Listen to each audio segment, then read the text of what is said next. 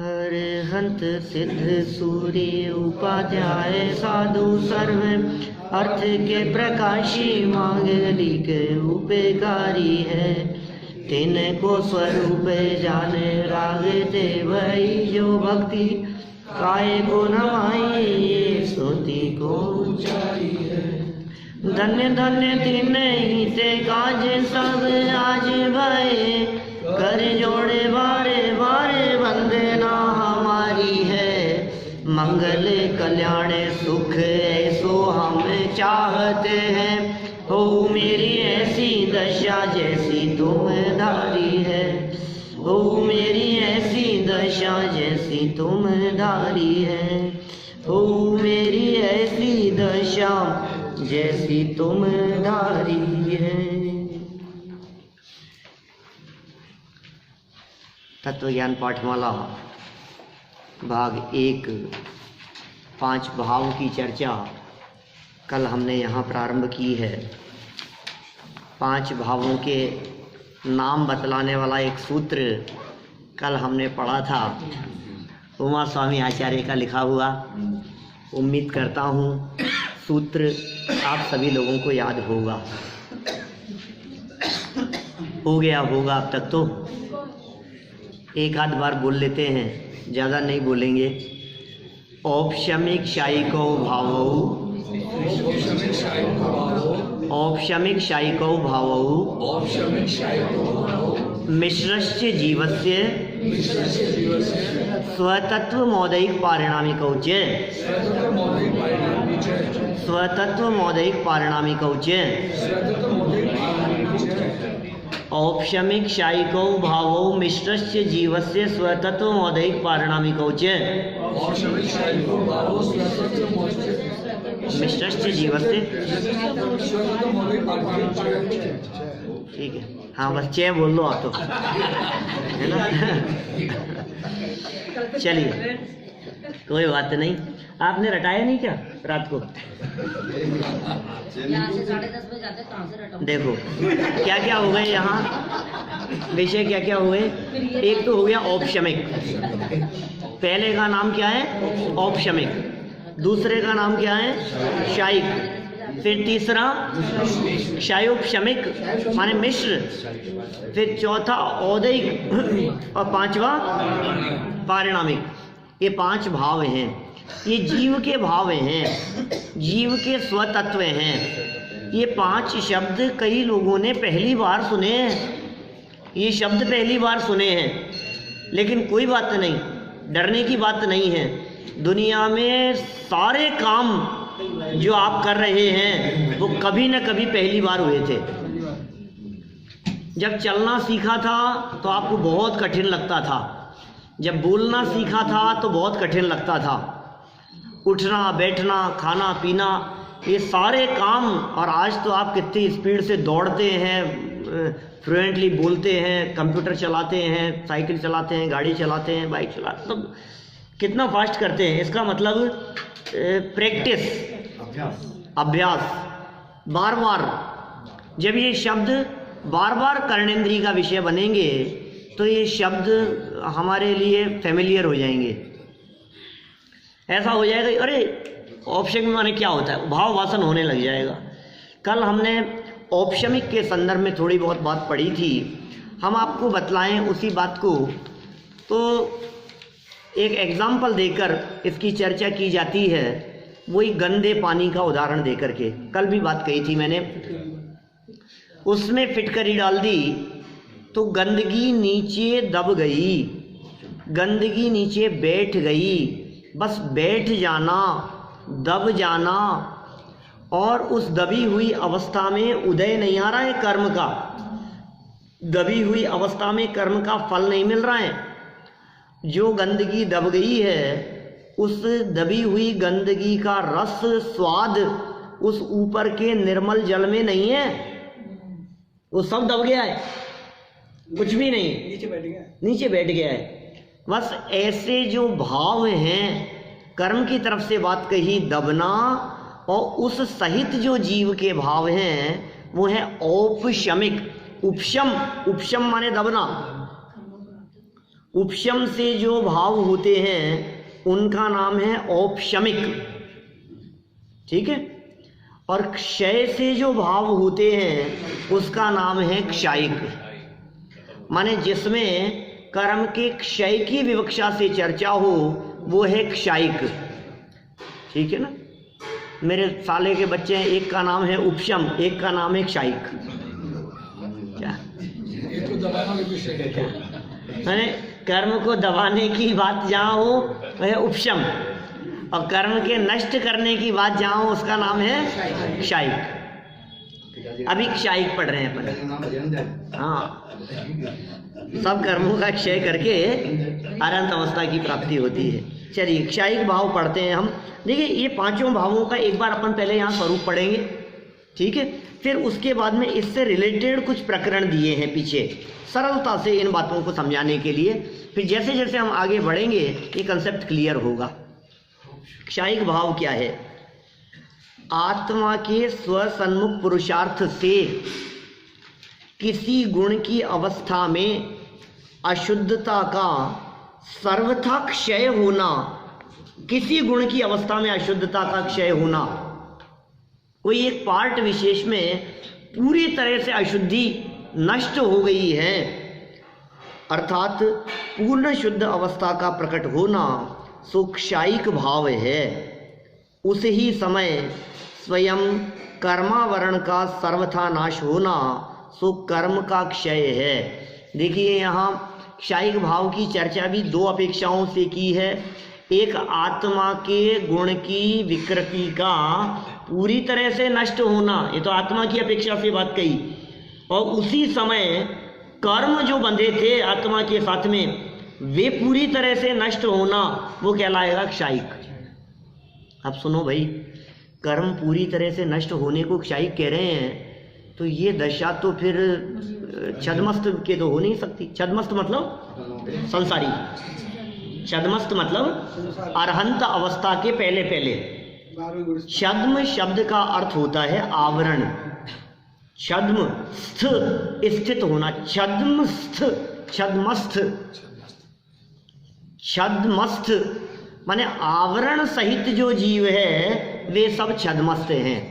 कर्म आवरण वाले जीवों को क्या कहते हैं? छद्मस्थ। आवरण मतलब कर्म का ढका हुआ होना, कर्म से ढका है, हम सब ढके हुए हैं कर्म से हैं। कर्म का उदय है हमारे बहुत तीव्र, कर्म बंधन सहित अवस्था है। तो जिन जीवों के कर्म का तीव्र बंधन अधिक है, ऐसे संसारी जीव जिनको पूर्णता की प्राप्ति नहीं हुई है, जो अभी परमात्मा नहीं बने हैं, जिन्हें अभी अरहंत अवस्था की प्राप्ति नहीं हुई है, उससे पहले पहले तक के सभी जीव क्या कहलाते हैं? छद्मस्थ। बस ये आपकी वोकेबलरी बढ़ती जानी चाहिए। जैन दर्शन से रिलेटेड वर्ड्स आपकी यहाँ डिक्शनरी में यहाँ स्टोर होते जाएं, एक एक शब्द। आप देखना 6 महीने बाद में आपको ऐसा लगेगा कि मेरे को कितनी नॉलेज हो गई, ऐसा लगेगा, ऐसा फील करेंगे आप। बस आपको जो जो जैसा बताया जा रहा है, बस आप उसको दिमाग में बैठाने की कोशिश करते जाओ, और उन्हें याद कराने की जिम्मेदारी मेरी है 10-5 दिन में फिर दोबारा छद्मस्त शब्द बोलकर, है ना। तो मैंने क्या कहा, छद्मस्त जीव जितने भी होते हैं उनके तो आवरण होता है भाई साहब, उनके तो कर्म होते हैं, उनके तो कर्म का क्षय नहीं होता है। इसका मतलब क्षायिक नाम का जिस भाव की चर्चा चल रही है, ये क्षायिक भाव अरहंतों के होता होगा, ऐसा नहीं है क्या? ये तो ठीक है, अरहंतों के तो होता ही है। ज्ञानावर्णी कर्म का क्षय हो गया, अरहंत भगवान के 4 घातीय कर्मों का क्षय हुआ ना, उनमें एक ज्ञानावर्णी कर्म का क्षय हो गया, ठीक है, ये क्षायिक भाव है। दर्शनावर्णी कर्म का क्षय हो गया, मोहनीय कर्म का क्षय हो गया, अंतराय कर्म का क्षय हो गया। तो इनके क्षय होने से जो भाव है जीव के आंतरिक अशुद्धता का पूरी तरह से अभाव, वो क्षायिक भाव, और उसी समय में ज्ञानावर्णी कर्म का क्षय होना, ये बाहर में दिखाई देता है। कर्म की अपेक्षा से बात करेंगे तो ज्ञानावर्णी, दर्शनावर्णी, मोहनी, अंतराय, इन कर्मों का पूरी तरह से क्षय होने की अपेक्षा से अरहंत भगवान के भी क्षयिक भाव हैं। आत्मा से पृथक हो जाना। ठीक है, क्षय मतलब तो नष्ट ही है, पृथक हो जाना। तो क्षयिक भाव किसके हैं? तो एक बात तो हो गई, अरहंत भगवान के क्षयिक भाव है। सिद्ध भगवान के है या नहीं क्षयिक भाव? है।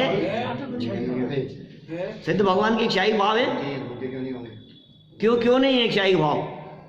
कर्म के क्षय की अपेक्षा से, कर्म का क्षय है ना। हाँ, औपशमिक आदि भव्यत्वा नाम च, क्या तो औपशमिक आदि तो नहीं है, और भव्यत्व भाव का भी अभाव हो गया है। तो क्या कहा वहां? सिद्ध भगवान के, अरहंत भगवान के क्या देख रहे हैं हमने देखा वो सिद्ध भगवान, इनके मोहनी कर्म नहीं है, माने मोहनी कर्म का क्षय क्षयिक भाव है। अच्छा, अब छद्मस्तों की बात करो।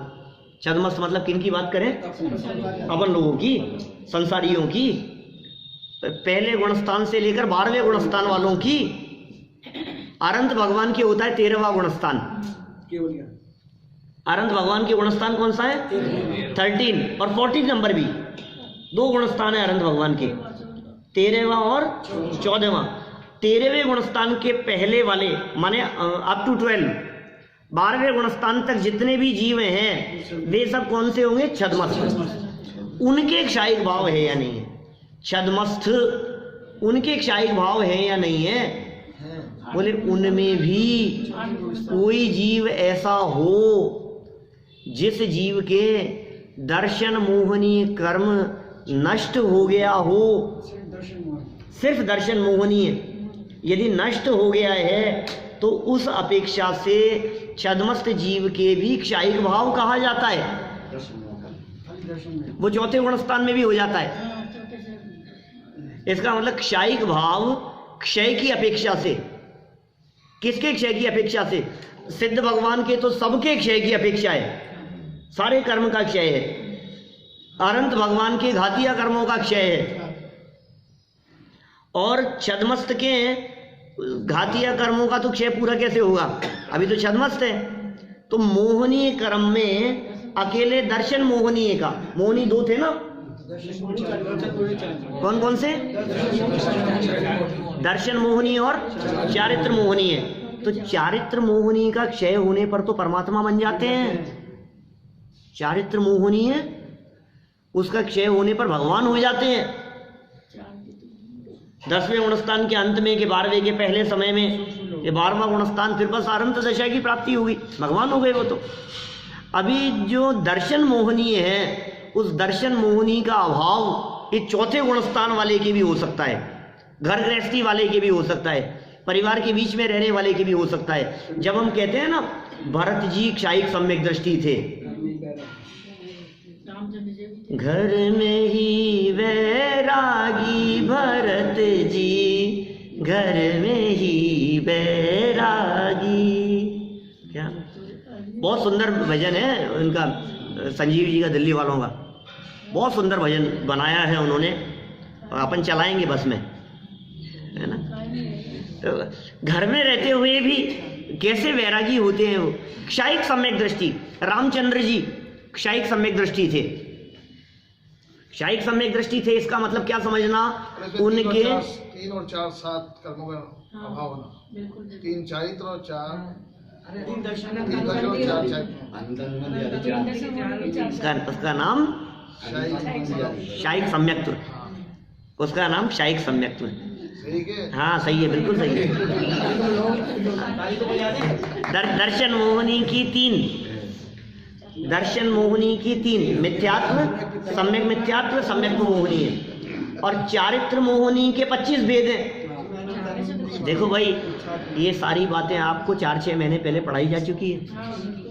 क्या बालबोध पाठमाला में हमने कषायों की चर्चा की है, परिग्रहों की चर्चा की है, 25 कषाएं बतलाई है, परिग्रह बतलाए हैं, उन सब में हमने ये भेद प्रभेद बतलाए हैं। लेकिन वही है ना कि वो फेरा नहीं, उसको फेरो थोड़ा थोड़ा यदि फेरेंगे तो बातें पक्की हो जाएगी। चारित्र मोहनी के 25 भेद हैं, उनमें से अनंतानुबंधी चले गई, जिसके नष्ट हो गई, अनंतानुबंधी नष्ट हो गई, और दर्शन मोहनी में मिथ्यात्व आदि नष्ट हो गए। मिथ्यात्व, सम्यक मिथ्यात्व, सम्यक मोहनी, ये 7 प्रकृतियां जिसके नष्ट, खत्म। अब ये प्रकृतियां कभी भी उदय में नहीं आएगी, ये प्रकृतियां कभी नहीं बंधेगी, ये प्रकृतियां कभी नहीं उठेगी, इनका हमेशा के लिए क्षय हो गया। ऐसे जीव क्षायिक सम्यक दृष्टि हैं, चौथे गुणस्थान वाले। चाहे भरत जी की बात करो क्षायिक सम्यक दृष्टि, चाहे बाहुबली क्षायिक सम्यक दृष्टि की बात करो, चाहे रामचंद्र जी क्षायिक सम्यक दृष्टि की बात करो, चाहे पांडवों की बात करो क्षायिक सम्यक दृष्टियों की, सब क्षायिक सम्यक दृष्टि। राजा श्रेणी की बात करो तो ये जो है सम्यक दृष्टि, क्षायिक सम्यक दृष्टि, इन सम्यक दृष्टियों के पहले क्षायिक क्यों लगाया? शादी में क्षायिक क्यों लगाया? क्षायिक भाव है, नहीं समझ में आया? कोई जीव को कहा हमने क्षायिक सम्यक दृष्टि है, तो क्षायिक क्यों लगाया? क्षय किया है उन्होंने, उनके कर्म प्रकृति का क्षय हुआ है, उनके श्रद्धा गुण संबंधी पूरा आवरण नष्ट हो गया है, श्रद्धा गुण की पूरी तरह से निर्मलता आ गई है, इसलिए वे क्षायिक सम्यक दृष्टि हो गए हैं। चलो 2 बातें हो गई, एक हो गया औपशमिक भाव, दूसरे का नाम क्षायिक भाव। औपशमिक भाव में हमने कहा दबने की चर्चा, क्षायिक भाव में कहा नष्ट होने की चर्चा, ठीक है। अब क्षायोपशमिक भाव, क्षायोपशमिक भाव कैसे कहते हैं? देखो, आत्मा की मुख्यता से बात कर रहे हैं। धर्मी जीव को, मिश्र है, क्षायोपशमिक माने मिश्र है, धर्मी जीव को स्वसन्मुख पुरुषार्थ से श्रद्धा और चारित्र की आंशिक शुद्ध अवस्था होती है। जहां श्रद्धा की पूर्ण शुद्ध अवस्था थी वो क्षायिक था, वो दर्शन मोह का क्षय था।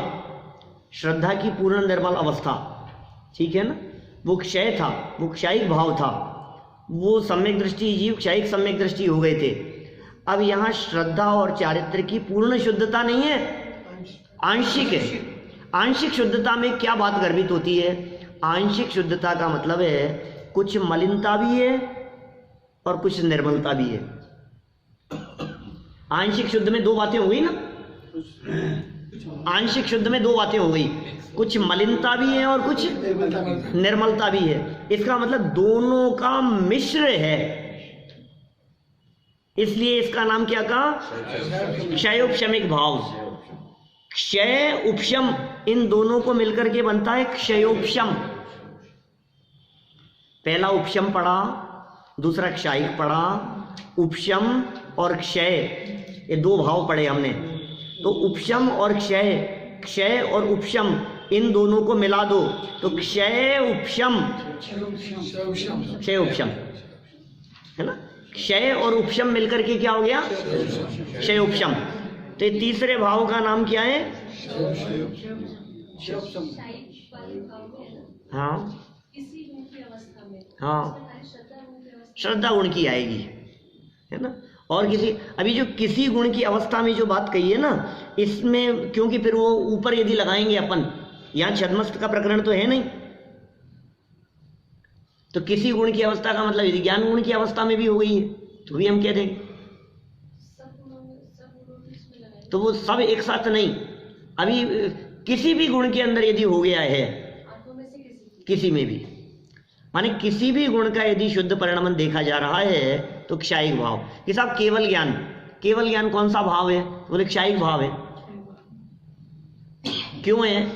क्योंकि उसमें ज्ञान के ऊपर आवरण पूरी तरह से नष्ट हो गया है, तो इसलिए ज्ञान की आवरण रहित अवस्था, ज्ञान की पूर्ण विकसित निर्मल अवस्था को हम क्षायिक भाव कहेंगे। हाँ, सब में लगेगा ना, वो क्षायिक अवस्था सब में लागू होगी। अभी वो जब अपन देखेंगे ना आगे, इनके क्षायिक भाव की जब भेद देखेंगे, आगे कहे हैं, आगे सामने वाले पेज पर ही, तो 9 भेद हैं क्षायिक भाव के। हाँ, सब द्विनवाष्टा दशेक विंशति त्रिभेदा यथा क्रमम सम्यक तो चारित्र्य, वो सब। चलो 2, तीसरा पढ़ रहा हूँ अभी, आत्मा की मुख्यता से। धर्मी जीव को स्वसन्मुख पुरुषार्थ से श्रद्धा और चारित्र की आंशिक शुद्ध अवस्था होती है उसको जीव के श्रद्धा और चारित्र की अपेक्षा से क्षयोपशमिक भाव कहने में आता है। और उसी समय दर्शन मोहनीय तथा चारित्र मोहनीय कर्मों का स्वयं फलदान समर्थ रूप से उद्भव और अनुद्भव होता है। उद्भव माने उदय, अनुद्भव माने उदय नहीं होना, उपशम होता है, उसको उस कर्म का क्षयोपशम कहते हैं। क्या बात आ गई यहाँ? आत्मा की शुद्ध शुद्ध अवस्था कौन से गुणों में? श्रद्धा और चारित्र गुण में। इसका मतलब क्षयोपशम दशा जिसकी यहाँ चर्चा कर रहे हैं, जिस क्षयोपशमिक भाव की चर्चा कर रहे हैं, ये श्रद्धा और चारित्र गुण की आंशिक शुद्ध अवस्था को यहाँ लिया जा रहा है, तो उसे क्षयोपशमिक भाव में लिया और इस अपेक्षा से वो जीव का क्षयोपशमिक भाव कहने में आता है। दर्शन मोहनी चारित्र मोहनी की फलदान सामर्थ्य, दर्शन मोहनी और चारित्र मोहनी नामक दोनों कर्म, उनका उदय भी और अनुदय भी ऐसे कर्म का क्षयोपशम। सच में तो क्षयोपशम कर्म में ही होता है, कर्म में ही क्षय होगा, कर्म में ही उपशम होगा।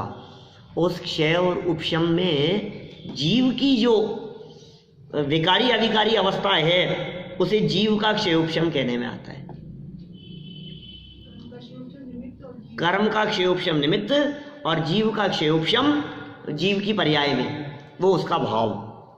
देखिए, कर्म की मुख्यता से बात कहते हैं, दर्शन मोहनी और चारित्र मोहनी कर्मों का फलदान समर्थ रूप से उद्भव तथा अनुद्भव होता है। दो कर्म, दर्शन मोहनी चारित्र मोहनी। घबराना नहीं, अभी समझ में नहीं आ रहा है तो, है ना, क्योंकि अभी समझ में आने जैसी बात है ही नहीं अभी कुछ भी, अभी तो चल रहा है बस, ठीक है ना, अभी समझ में आएगा अभी थोड़ी देर बाद में। दर्शन मोहनीय और चारित्र मोहनीय कर्मों का फलदान समर्थ रूप से उद्भव तथा अनुद्भव होता है, उसको उस कर्म का क्षयोपशम कहते हैं। और उससे युक्त जीव की श्रद्धा और चारित्र संबंधी अवस्था होती है, उसको जीव की श्रद्धा और चारित्र संबंधी अवस्था होती है, ठीक है ना, उसको जीव के श्रद्धा और चारित्र का क्षयोपशमिक भाव कहने में आता है। देखो भाई, इस पैराग्राफ में क्या कहा है वो सुनो मेरी बात। ये कह रहे हैं कर्म में दो कर्म लिए, एक दर्शन मोहनीय, एक चारित्र मोहनीय, ठीक है। तो दर्शन मोहनीय और चारित्र मोहनीय जो दो कर्म थे, उन कर्मों में से कुछ कर्म दबे और कुछ का उदय आया, दर्शन मोहनी चारित्र मोहनी में। तो उसे तो हमने कह दिया कर्म का क्षयोपशम, ठीक है। दर्शन मोहनी और चारित्र मोहनी नामक कर्म थे, उन कर्मों में कुछ दबे कुछ उपशम उदय जो दशा हो रही थी उनकी विविध रूप, उसे हमने कहा कर्म का क्षयोपशम। और उधर कर्म का ऐसा क्षयोपशम, तो अंदर में जीव के साथ में क्या हुआ, श्रद्धा और चारित्र की जो निर्मल विकारी अवस्था थी वो जीव का क्षयोपशमिक भाव। तो दो हो गए क्षयोपशमिक भाव, एक कर्म का क्षयोपशमिक, एक जीव का क्षयोपशमिक। तो कर्म का क्षयोपशमिक, कर्म का उदय उपशम की जो अवस्था है वो कर्म का क्षयोपशमिक, और जीव का क्षयोपशमिक जीव की विकारी अविकारी अवस्था। आप समझ में आया कुछ? 3 और 25 में से हो गए हैं, 3 और 25 में से जो जो भेद दब गए। हाँ हाँ हाँ हाँ, अभी अभी है ना, अभी तो आप जो जितनी सी समझाई जा रही है ना उतनी सी समझ लो। देखो, दर्शन मोहनी चारित्र मोहनी कर्म प्रकृतियों में से कुछ कर्म प्रकृतियों का दबना, कुछ का उदय में आना, कुछ का नष्ट हो जाना, ऐसी जो मिश्रित जो अवस्था होगी वो क्या कहलाएगी, कर्म का क्षयोपशम। कर्म में उदय हुआ, कर्म में क्षय हुआ, कर्म में उपशम हुआ, कर्म का क्षयोपशम। तो अपने में क्या होगा कि अपने विकारी अविकारी निर्मल और विकारी अवस्थाएं, वो आत्मा का क्षयोपशम, ठीक है। अभी देखो आगे, आत्मा के ज्ञान दर्शन और वीर्य आदि के आंशिक विकास तथा आंशिक अविकास को ज्ञान दर्शन वीर्य आदि का क्षयोपशम भाव समझ लेना चाहिए। ये सभी छद्मस्त जीवों के होते हैं। अभी देखो, अब बहुत अलग हटके बात हो गई कुछ। अभी तक बात कर रहे थे श्रद्धा की और चारित्र की, ठीक है। अभी तक बात कर रहे थे दर्शन मोहनी और चारित्र मोहनी की। घातीय कर्म तो 4 है। घातीय कर्म कितने? पहला ज्ञानावरणी, फिर दर्शनावरणी, फिर मोहनी, फिर अंतराय। इन 4 में से मोहनी को अलग कर दो। दर्शन मोहनी, चारित्र मोहनी तो मोहनी था और बाकी 3 अलग थे। तो दर्शन मोहनी और चारित्र मोहनी जो थे ना, उनका क्षयोपशम होने पर जो क्षयोपशमिक भाव होता है वो तो मोक्ष मार्ग में होता है। क्या दर्शन मोहनी और चारित्र मोहनी का यदि क्षयोपशम हो गया तो फिर ये जीव मोक्ष मार्गी हो गया, फिर ये जीव सम्यक दृष्टि हो गया, फिर ये जीव मोक्ष मार्ग में चलने लगा, ठीक है ना, ज्ञानी हो गया। कौन से, किसके क्षयोपशम पर? दर्शन मोहनी चारित्र मोहनी के क्षयोपशम होने पर। समझ में आ रही है कुछ बात? दर्शन मोहनी और चारित्र मोहनी के क्षयोपशम होने पर तो ये हो गया। अब ये इन 3 कर्म जो हैं, कौन से? ज्ञानावरणी, दर्शनावरणी और अंतराय। इन 3 का क्षयोपशम तो सबके है, हमारे भी है। क्या मिथ्या दृष्टियों के भी होता है, यहां तक कि निगोदिया जीवों के भी होता है, चींटियों के, मक्खी मच्छरों के, सब छद्मस्त जीवों के, सब छद्मस्त। छद्मस्त माने? छद्मस्त माने कौन से संसारी? पहले से 12वें तक। अच्छा बतलाओ, गाय छद्मस्त है या नहीं है? हैं? गाय छद्मस्त है पक्का? और चिड़िया कबूतर वगैरह वो भी छद्मस्त है, और मुनिराज वो भी छद्मस्त है, और दीक्षा लेने के बाद महावीर स्वामी वो भी छद्मस्त है, जब तक केवल ज्ञान नहीं होगा, है ना। मतलब जब तक अभी मुनि अवस्था में है, कोई भी हो, मतलब 12 तक तो वही है। हाँ, जब तक मुनि अवस्था है, जब तक केवल ज्ञान नहीं होगा तब तक छद्मस्त। ऋषभ देव स्वामी दीक्षा लेने के बाद कितने समय तक छद्मस्त अवस्था में रहे? 1000 वर्ष। अब छद्मस्त का भाव वासन हो रहा है। छद्मस्त माने क्या है? पेड़ आग पानी। क्या? पेड़ आग पानी ये भी छद्मस्त है क्या? हाँ, पेड़ आग पानी सब छद्मस्त ही है। सब जितने जो केवल ज्ञानी नहीं है सब छद्मस्त है। बाहुबली स्वामी दीक्षा लेने के बाद कितने समय तक छद्मस्त रहे? 1 वर्ष तक, 12 महीने तक उनका छद्मस्त काल था। तो सब छद्मस्त जीवों के क्षयोपशम होता है। क्षयोपशम भाव, तीसरे वाला भाव क्या है? क्षयोपशम भाव। किन के होता है क्षयोपशम भाव? सब छद्मस्त जीवों के होता है। अच्छा, सबके क्षयोपशम भाव होता है कि हाँ, कौन कौन से कर्मों का? ज्ञानावरणी का, दर्शनावरणी का, मोहनी का, नहीं अंतराय का है। अभी सुनो, ज्ञानावरणी, दर्शनावरणी और अंतराय कर्म का क्षयोपशम, इसका मतलब ये ज्ञानावरणी कर्म, ये दर्शनावरणी कर्म, ये अंतराय कर्म, ये पूरी तरह से किसी भी गुण को ढक नहीं सकते हैं। थोड़ा ढका है, थोड़ा उगाड़ है। क्षयोपशम माने क्या होगा? जैसे समझो, ऐसे समझो, ज्ञानावरणी कर्म, ज्ञानावरणी कर्म क्या काम करता है? ज्ञान को ढकता है। ज्ञानावरणी कर्म का काम क्या है? वैसे तो यदि हम वास्तविक व्याख्या देखें जो हमने पहले पढ़ी थी, उसके हिसाब से बारीकी से बात करें तो हम कहेंगे ज्ञान जब अल्प रूप से परिणमित तो होता है, तब जिसका निमित्त बनता है, जिस कर्म का, उसे ज्ञानावरणी कर्म कहते हैं। ज्ञानावरणी कर्म कर्म में और ज्ञान की अल्प विकास होने की कि अधिक विकास होने की योग्यता ज्ञान में, वो स्वाधीनता अलग है। अभी हमने कहा ज्ञान पर आवरण, कौन सा कर्म? ज्ञानावरण। तो साहब ये जो ज्ञान है ना आत्मा में, यदि इसके ऊपर आवरण पूरी तरह से आ गया जड़ हो जाएगा। तो आत्मा ही खत्म हो जाएगा। इसलिए ऐसा नहीं होता। क्यों? क्योंकि सुनो, आत्मा का विशेष गुण है जानना। आत्मा जाने बिना कभी नहीं रह सकता। आत्मा का प्राण है ज्ञान। प्राण मतलब समझते हैं आप?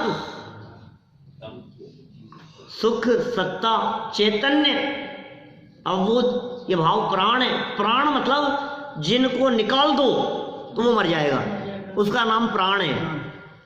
तो जीव के प्राण क्या है? बोले जानना, देखना, ये प्राण है। इनसे जिंदा रहता है जीव। यदि उसमें से जाननपना ही खत्म हो जाएगा तो जीव ही नष्ट हो जाएगा। तो होता नहीं, वो तो होता नहीं कभी। देखो इसमें ज्ञान है क्या? नहीं है। ऐसे ही ज्ञानावरणी कर्म इतना तेज हुआ, इतना तेज उदय आया, ज्ञानावरणी कर्म ने इतना तीव्र फल दिया कि ज्ञान ही नष्ट हो गया पूरा। ऐसा कभी नहीं हो सकता। क्या? ऐसा कभी नहीं हो सकता, क्योंकि ऐसा हो जाएगा तो जीव मरकर अजीव हो जाएगा, जीव अचेतन हो जाएगा, जीव जड़ हो जाएगा। इसलिए ऐसा कभी होता नहीं है। तो फिर क्या होता है? होता ये है कि ज्ञान भी रहता है। क्या? ज्ञान भी रहता है और ज्ञान दबा भी रहता है, ढका भी रहता है। लोग बहिर्मुखी क्यों हो जाते हैं? अभी तो जीव की ज्ञान की चर्चा चल रही है। ज्ञान उदय भी रहा ज्ञानावरणी कर्म का, तो ज्ञानावरणी कर्म के उदय में क्या हुआ? ज्ञान ढका, ये आवरण ज्ञानावरणी कर्म का। लेकिन ये ज्ञान है, मान लो ये आत्मा का ज्ञान है पूरा, इसके ऊपर है ज्ञानावरण। तो ये ज्ञानावरण कर्म ये पूरे ज्ञान के ऊपर ऐसे पूरे को नहीं ढक सकता, क्योंकि पूरा ढक गया तो फिर जड़ हो गया। लेकिन क्या होता है? थोड़ा ढका है और थोड़ा ज्ञान प्रकट है, इसे ही तो कहते हैं क्षयोपशम। क्षयोपशम क्या कहा? ज्ञान थोड़ा सा प्रकट है और ज्ञान थोड़ा ढका हुआ है। तो ये क्षयोपशम किसके हैं? बोले चींटी भी। सुनो, आपको इंजीनियरिंग की नॉलेज है क्या? नहीं है। तत्संबंधी ज्ञानावरणी कर्म का उदय है। अकाउंट्स की नॉलेज है? इस संबंधी क्षयोपशम।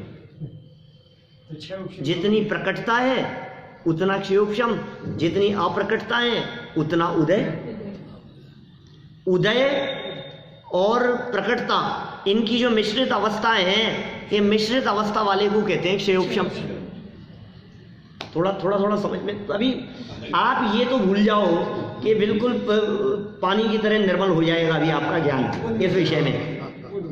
क्या? लेकिन इतना तो जरूर हो जाना चाहिए कि ये शब्द हमने सुने, इन शब्दों के माध्यम से क्या बात कहना चाहते हैं। बस इतना भी यदि आपको मोटा मोटा समझ में आ गया तो मैं समझूंगा कि ये पढ़ाना सार्थक हो गया।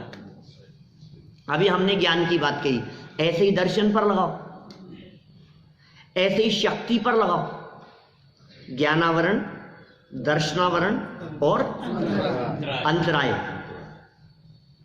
ज्ञानावरण, दर्शनावरण और अंतराय, इन तीन कर्मों का क्षयोपशम किसके होता है?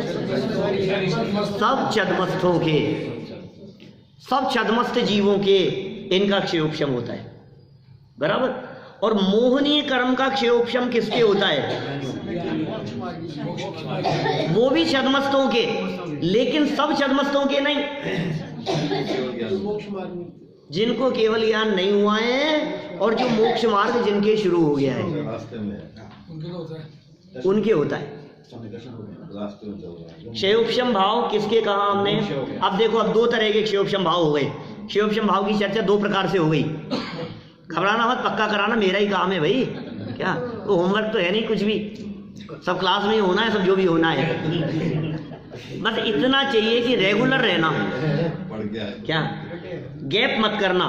आप यदि गैप नहीं करोगे तो ज़्यादा लंबा कोर्स नहीं है, क्या बहुत लंबा कोर्स नहीं है, बहुत शॉर्ट में सब बातें समझ में आने लग जाएगी। इतना बेस तैयार हो जाएगा कि हम फिर कोई भी शास्त्र शुरू करेंगे तो फिर हम आपको बतलाएंगे कि कौन से भाग में कहाँ हमने ये बात पढ़ी थी। तो अभी क्या क्या बतलाएं हमने क्षयोपशम की व्याख्या दो प्रकार से की। और एक जो मोक्ष में हाँ, एक मोक्ष मार्गी और एक जो मोक्ष मार्गी नहीं है वो, या ऐसा कह सकते हैं एक में सब लिए पहले से 12वें तक और एक में लिए चौथे से 12वें तक। क्या कहा, वापस बोल रहा हूं। पहले से 12वें गुणस्थान तक जो क्षयोपशम भाव है वो है ज्ञानावरण, दर्शनावरण और अंतराय वाला, और चौथे से 12वें तक जो क्षयोपशम भाव है वो ये है ज्ञानावरण, दर्शनावरण, मोहनी और अंतराय वाला। क्या कहा, सब आएंगे, चारों आएंगे।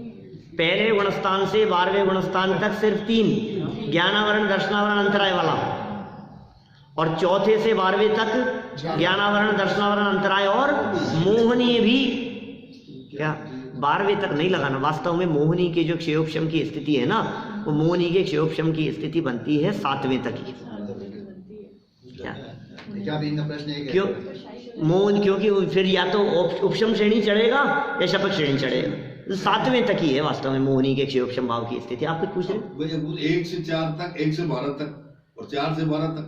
तो जब 1 से 12 तक सब चीज आ गई तो 4 बीच में एक अंतराय क्यों रुक गया? नहीं, मोहनी क्यों रुका? क्योंकि मोहनी नाम का जो कर्म है, ये मोहनी कर्म तो मोक्ष मार्ग से संबंध रखता है। जिनको आत्मानुभूति हो गई है, हाँ, जिनको सम्यक दर्शन हो गया है उनके संभव है। नहीं, ये प्रश्न थोड़ा सरल था। 1 से 12 तक आपने बोला, फिर हाँ। 4 से 12 बोला, तो 1 से 4 का मतलब वो बीच वाला जो उल्टा होना चाहिए ज्यादा, वो कम कर दिया आपने। कौन सा? 1 से 12 तक भी आपने 3 ही रहे। सुनो, अच्छा 4 से 12 तक 4 कर दी। हाँ, ये क्या हुआ? तो क्षयोपशम खराब चीज नहीं, अच्छी चीज है। सुनो एक सेकंड, अभी ये जो क्षयोपशम है, ये क्षयोपशम ऐसा नहीं है कि कोई अपराध नहीं है, ये अच्छी चीज है। अभी रास्ते में क्षयोपशम का मतलब है कर्म छट रहे हैं, छट रहे हैं, धीरे धीरे कर्म का आवरण हट रहा है, गंदगी मैल निकल रहा है, ये पोजीशन है अभी। तो पहले से लेकर के जब हम बात करते हैं, अज्ञानियों की जब हम बात करते हैं, तो उनके भाई साहब मोहनी कर्म का तो कुछ हुआ नहीं है, ज्ञानावरणी, दर्शनावरणी, अंतराय का तो रहता ही है, उसमें क्या दम है? उसमें कुछ दम नहीं है। करनी ही पड़ती है उसको। असली चीज तो वही है, मोहनी वाला। क्या ज्ञानावरणी, दर्शनावरणी, अंतराय कर्म का क्षयोपशम कुछ मायना नहीं रखता है, तो अपने आप होता रहता है, उससे कुछ संबंध नहीं है। इन 3 कर्मों का क्षयोपशम होने से कोई बहुत बड़ा काम नहीं हो गया। अच्छा, अब दूसरी बात कहूँ आपको, ज्ञानावरणी कर्म के क्षयोपशम से ज्ञान ज्यादा हो जाएगा तो उसमें कुछ दम नहीं है। क्या क्या कहा? यहाँ बैठकर थोड़ी बातें पढ़ ली, थोड़ी बातें सीख ली, कुछ बातें समझ में आ रही है, तो क्यों समझ में आ रही है? जैसे जैसे क्षयोपशम खुलता जा रहा है वैसे वैसे बातें समझ में, वो क्षयोपशम जैसे जैसे विशेष होगा, क्षयोपशम ज्यादा हुआ तो समझ बढ़ गई। अब भाषा देखो, अपन कभी कभी प्रयोग करते हैं, इनका क्षयोपशम बहुत तेज है भाई साहब, इनका क्षयोपशम बहुत अच्छा है, क्षयोपशम बहुत अच्छा है, मतलब कैचिंग पावर। क्षयोपशम अच्छा है मतलब काय का? ज्ञान का। ज्ञान का क्षयोपशम अच्छा है मतलब ज्ञान का उदय कम है, ज्ञान का आवरण कम है, आवरण कम है, उदय भी कम है ज्ञान का। ज्ञानावरणी कर्म का, ज्ञानावरणी कर्म का उदय कम है, आवरण कम है, स्मरण शक्ति अच्छी है, जानने की पावर अच्छी है, तो हमने कहा क्षयोपशम ज्यादा है। देखो भाई, ये यहाँ टेबल है, वो टेबल है ज्ञान, और उसके ऊपर ये है आवरण, ज्ञानावरण। ये था ज्ञान और ये था आवरण, ठीक है। अब हमने कहा ये जो आवरण है ना, ये जैसे जैसे हटता गया, तो आवरण जैसे जैसे कम होता गया वैसे वैसे हमने कहा एक क्षेयोपशम बढ़ता गया। ज्ञान बढ़ता गया। ये जैसे जैसे हटता जाएगा ना आवरण, जैसे जैसे ज्ञानावरण कम होगा वैसे वैसे क्षेयोपशम बढ़ता जाएगा। क्षेयोपशम बहुत तेज है, क्षेयोपशम बहुत मंद है। कोई कहते हैं, पिताजी कई बार कहते हैं यार पता नहीं है मेरा क्षेयोपशम बहुत कम है। मैं कहता हूँ कुछ कम नहीं है, बहुत चीज़ें याद है आपको। अभी क्षेयोपशम कम है इसका मतलब क्या हुआ, ये ज़्यादा है, आवरण ज़्यादा। कोई चीज़ आपको फटाफट याद हो जाती है इसका मतलब क्षेयोपशम अच्छा है। किसका, ज्ञानावरण का।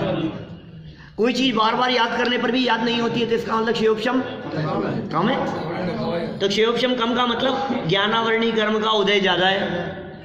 अब क्या करें भाई साहब, क्या, हमें तो सूत्र याद नहीं हुआ, क्या करें बोलो।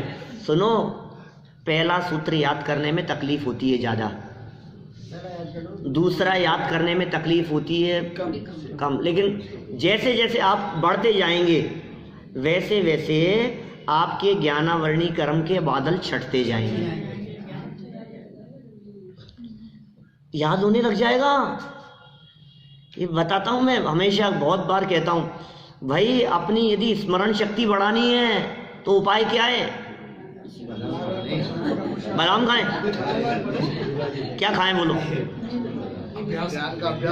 ज्ञान का अभ्यास, स्मरण शक्ति। लौकिक में भी कोई बच्चे यदि पढ़ाई में कमजोर हैं तो क्या करना बोलो, खूब बादाम खिलाओ, खूब रट्टा लगवाओ। अरे क्या होगा, ज्ञानावरणी कर्म की विराधना से बचाओ, मत ज्ञान की विराधना से बचाओ, समझ रहे हो आप। ज्ञान की विराधना से यदि वो बचेगा तो उसके ज्ञानावरणी कर्म नहीं बंधेगा, उसके ज्ञानावरणी कर्म कम होगा, और ज्ञानावरणी कर्म यदि कम होगा तो ज्ञान का क्षेयोपशम बढ़ेगा।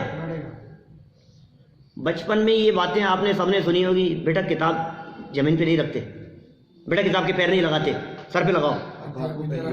हाँ? क्यों क्यों क्यों बताओ मेरे को, कारण क्या है। हमने बहुत पूछा, क्या पिताजी से भी पूछा होगा, दादी से भी पूछा होगा, बुजुर्गों से पूछा, जैसे ही ये बात की क्यों, लेकिन ऐसा उनके पास कोई जवाब नहीं था। जवाब हमारे पास में है ना, हम बता रहे हैं ना कारण क्या है। ये ज्ञान की आराधना की वस्तु है। कोई भी पुस्तक हो, क्या, चाहे लौकिक पुस्तक हो, चाहे गणित की किताब है, चाहे साइंस की किताब है, चाहे इंग्लिश की बुक है, चाहे हिंदी की बुक है, क्या ये ज्ञान मिलता है इससे। अब ये यदि फाड़ रहा है, पिता फाड़ रहा है, तो क्या किया तुमने, ज्ञान की जो विषय वस्तु थी उसकी की विराधना, इससे बंधा ज्ञानावरणी कर्म। अब ज्ञानावरणी कर्म जब बंधता है तो कितना भी पढ़ लेना बेटा, तेरे को समझ में नहीं आएगा, भूल जाएगा। वो ज्ञानावरणी कर्म बंधेगा, बंधा है, फिर बंध रहा है। तू पैर लगा रहा है, जमीन पे पड़ी है, किताबों को ऐसे फेंक रहा है, हमारे को समझ में आ रहा है तेरे ज्ञान की क्या स्थिति होने वाली है। इसका मतलब पढ़ी हुई चीज को बेचना भी नहीं चाहिए। नहीं, अभी बेचना तो नहीं चाहिए, पढ़ी हुई चीज को तो क्या बेचोगे, पढ़ी हुई तो यहाँ आ गई ना। भाई जैसे इंजीनियरिंग की किताबें पढ़ी, फलाना पढ़ा, वो काम नहीं आ रहा। आप यदि उसको बेचे बिना यदि आप उसको किसी को पढ़ने के लिए दे सकते हो तो आपके ज्ञानावरणी कर्म के बादल छटेंगे। किताबों पे लकी टिप आप देखो, जो बच्चे इंटेलिजेंट होते हैं, मैं दावे के साथ कह सकता हूं, जो जितने इंटेलिजेंट होंगे उनकी कॉपी, उनकी किताब वो उतनी ही व्यवस्थित होगी, साफ होगी, नीट एंड क्लीन होगी। हमारे वो, क्योंकि वो उसकी आराधना कर रहे हैं, जो उसकी आराधना कर रहा है, जो उसको संभाल रहा है। जो बच्चे पढ़ने वाले होंगे वो सीधे अटेंशन होकर के पढ़ेंगे, और जो लेटे लेटे पढ़ा है, जमीन पे पड़ी है, गद्दे पे पड़ी है, ऐसे ही बैठे, इसका मतलब समझ लो आप उनकी क्या स्थिति होने वाली है। ये तो हम पकड़ रहे हैं इस चीज को, भविष्यवाणी कर रहे हैं उसके बारे में क्या होने वाला है। तो ज्ञानावरणी कर्म जिस वजह से बंधता है उससे सावधान रहो। तो क्या करो कि ज्ञान की आराधना में उपयोग लगाओ, याद करने में लगाओ उपयोग, गाथाएं याद करो, श्लोक याद करो, सूत्र याद करो। जैसे जैसे याद करोगे, पाठ याद करो, भक्ति याद करो, स्तुति याद करो, उनको दोहराओ। भक्तामर याद करने में लग गए हम, भक्तामर स्तोत्र याद हो गया। याद जैसे जैसे आप याद करने लगेंगे आप देखेंगे कि पहले जो छंद मेरे को 4 दिन में याद होते थे अब वो मेरे को 4 बार पढ़ने में याद हो जाते हैं। ये क्या हो गया? क्षयोक्षम खुल गया, आवरण कम हो गया। लेकिन आराधना करनी पड़ेगी आपको। तत्प्रदोष निन्नम आश्चर्यांतराया साधनोपघाता ज्ञान दर्शनावर्णियो। तत्पर सूत्र, छठे अध्याय का सूत्र, ज्ञान की विराधना, ज्ञानियों की विराधना, ज्ञानियों की हंसी है, इन सब से ज्ञानावरणी कर्म बंध रहा है। अरे इसमें क्या समझ है, इसमें क्या अकल है? दूसरों के अज्ञानता की बातें करने से ज्ञानावरणी कर्म बंध रहा है। दूसरे के ज्ञान की मजाक बनाने से ज्ञानावरणी कर्म बंध रहा है। ज्ञानियों का अपमान करने से ज्ञानावरणी कर्म बंध रहा है। पुस्तकों का अवर्णवाद करने से ज्ञानावरणी कर्म बंध रहा है। आप यदि चाहते हैं किताबों के कवर चढ़ा करके रखो, किताबों पर कवर चढ़ाओ, उनको व्यवस्थित रखो, उन्हें संभाल करके रखो, उन्हें व्यवस्थित रखो, इससे ज्ञानावरणी कर्म। ये मैंने कुछ विधि बतला दी आपको मुफ्त में। ठीक नहीं है, ठीक नहीं है। त्यागी व्रती लोग तो ये अक्षरों के ऊपर भी पैर नहीं रखते। शब्द ब्रह्म है वो। आप, मैंने ऐसा प्रैक्टिकल अनुभव किया है, घटनाएं बतलाने से उल्लेख मतलब नहीं है। आपके घर में यदि वो वेलकम लिखा हुआ, यदि वो पायदान है, तो त्यागी व्रती लोग वो चीज अलाउ नहीं करेंगे। हम पैर नहीं रख सकते उसके ऊपर। वो वर्ड है, शब्द है, वो शब्द ब्रह्म है। ये वही अक्षर हैं जिन अक्षरों से जिनवाणी रची गई है। लोग तो नाम लिखा करके फिर लिखा देते हैं, उसमें चलते हैं। हाँ, तो वो उनके सब बंधन कर रहे हैं। तो आप ऐसी आप सावधानी रखो, उन चीजों की विराधना नहीं होगी। न्यूज़पेपर भी खाने के यूज में मत लो। लिखी हुई चीज, पढ़ी हुई चीज, ऐसी चीजों से बचो। आप कोशिश कर सकते हैं जितना संभव हो सके। और और सबसे ज्यादा आराधना का काम तो ये है, स्वाध्याय करो, पढ़ो, प्रतिदिन ज्ञान में लगे रहो, इससे ज्ञान का विकास होता है। तो ये ज्ञानावरणी का क्षयोपशम तो है, सबके है, किसी के कम किसी के ज्यादा। क्षयोपशम से रहित कोई सदमस्त नहीं है, किसी के कम है किसी के ज्यादा है। चींटी, मक्खी, मच्छर सबके क्षयोपशम है। किस किस का क्षयोपशम है? ज्ञानावरणी का, दर्शनावरणी का, अंतराय का। ठीक है। और जो मोहनी का क्षयोपशम है वो किसके होता है? ज्ञानियों के, सम्यक दृष्टियों के, मोक्ष मार्गियों के। चौथे गुणस्थान से शुरू होता है और 7वें तक लगाना उसको, चौथे से 7वें तक, क्योंकि आगे फिर वो कन्वर्ट हो जाता है क्षयिक में, क्षय करता हुआ बढ़ेगा, फिर वो क्षयोपशम भाव बदल जाएगा। उसका विशेष चर्चा कल करेंगे अपन। जितनी बातें आपने सुनी हैं उम्मीद करता हूँ समझ में आई होगी, और नहीं आई होगी तो भी घबराना नहीं। कल बैठेंगे तो फिर इनके ऊपर अपन श्रद्धा लगाएंगे। हाँ।